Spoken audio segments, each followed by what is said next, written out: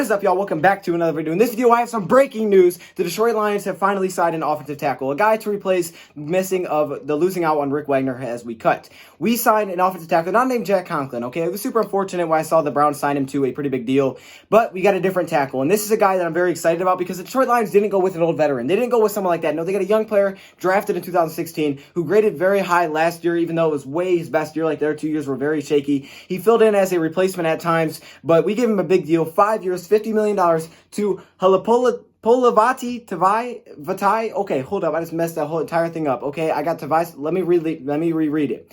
Halapoulivaati Vaitai. I think that's how you say his name. He was an offensive tackle that can play offensive tackle and guard, drafted in the 5th round back in 2016 out of TCU. Like I said, last year he was graded very high. He played in over 400 snaps. He only allowed 2 sacks, and he had 4 penalties. Now, he was given over a 72 Pro Focus grade. However, the 2 years before, he was a shaky player. In 2017 and 2018, he didn't grade out very well in not many snaps, just over 300 snaps. He gave up 4 sacks, which was definitely concerning. But last year, like I said, was by far his best year. And again, it's a young player. Drafted in 2016, a young player that's going to really be here for a long time, 5 years. We're going to probably lock Taylor Decker up. We're going to lock up Frank Ragnow, and I think that will be our core to the offensive line. It was one of our biggest needs after cutting Rick Wagner, and the Detroit Lions addressed that first by getting Halapoulivaati Vaitai. Oh my gosh, I'm going to mess this up so many times. You guys, I'm trying, all right? I'm trying. I tried to listen to it on some videos to understand how to say his name. I didn't know a lot about this player, but I'm glad we signed a young player.